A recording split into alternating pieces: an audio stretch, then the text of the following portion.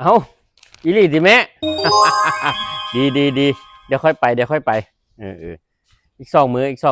พอดีละไปเที่ยวปีใหม่พอดีเดี๋ยวไปปั่นหมุนมาดิได้เลยครับขอบคุณหลายๆเด้อแม่เด้อเฮ้ยปั่นหมุนอีหยังสิไปอีหยังอีกปั่นหมุนหยังสิไปอีหยังอีกเดี๋ยวแม่เดี๋ยวฮะสิไปอีหยังอีก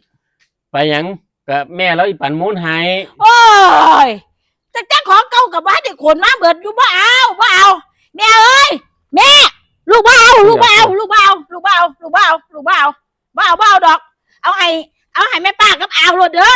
ลูกบ่เอารอบนี้ลูกบ่เอาซ้ำนี่ก็ขนมาบ่ไหวสิเอามาใส่หม่องไหนบ่ใส่มีหม่องเอาเจ้าอย่าไปหาญาติเพิ่นเฒ่าอย่าไปหาญาติเพิ่นบ่เอาใจเย็นๆบ่เอาเดี๋ยวขอสิบอกเราค่าน้ำหมองน้ำมันรถไปขนเอาอีกพูนตั้งหลายโลบ่เอาดอกบ่ให้เราให้ป้ากับเอาโลดข่อยบ่เอามันเป็นคนอย่างนี้แล้วแม่มันบ่ฟังเหตุผลไงบ่ขี้มันน่ะเอาบ่เอาแล้วเนาะสิเอามาเฮ็ดหยังบ่เอาก็บ่ต้องเอาไม่บ่เอาดอกแม่เขาว่าเขาบ่เอาให้เอากับปลารถให้เอากับปลารถบ่ไปยังเอาให้เขาเบิดเลยเบิดรถบ่ได้เงินบ่ได้ช้อนดอกเขาบ่เอาเสียค่าน้ำมันบ่ไปก็บ่มีความหมายคันคนพูดนี่ได้ว่าแล้วบ่เอาก็คือบ่เอาแม่บ่เอาเขาบ่เอาบ่เอาให้เพิ่นรถเอาให้ป้าแต้นกับเอาเลยแบ่งคนละครึ่งเลยแบ่งให้เข้าไปเลยแบ่งคนละครึ่งบ่ตัดออกจากกองมันลูกไปโลดแม่เอิ้นเขาบ่เอาดอกมุนๆมึนๆน่ะบ่อยากได้ผู้ละ50ไร่ก็แบ่งกันไปเลยมัน100ไร่บ่ล่ะก็แบ่งกันก็คนละ50ไร่เลยค่อยบ่เอาเท่าแค่นี้ล่ะบ่เอาก็คือบ่เอาเท่าเป็นหยังอีหยังแบ่งกันผู้ละ50ไร่อีหยัง100ไร่เท่าแบ่งมูล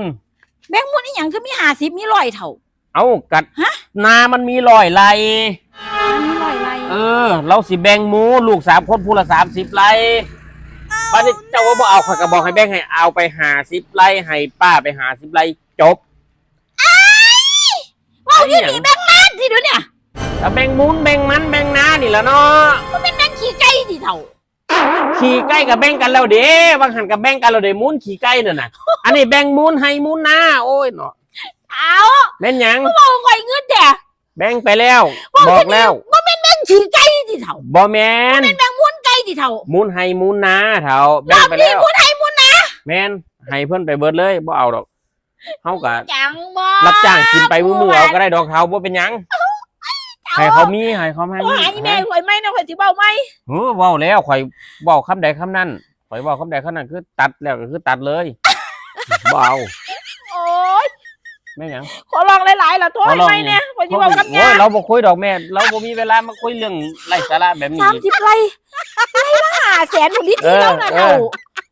ก็สิเป็นหยังล่ะบ้านน่ะเท่าสิเป็นหยังก็บ่เอาก็คือบ่เอาเฮาก็รับจ้างกินไปก็แค่นั้นล่ะจบบ่หนาเลยกู